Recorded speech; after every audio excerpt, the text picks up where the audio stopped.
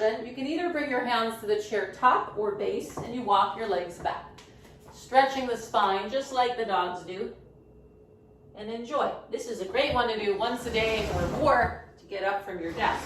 If you're more comfortable seated, you can try the seated down dog, chair yoga version. I have the palms forward and then you lean forward, stretching the arms, chin to chest, and hold. So if you're doing the seated, you still want to get that length to the spine and breathe. When you come out of either pose,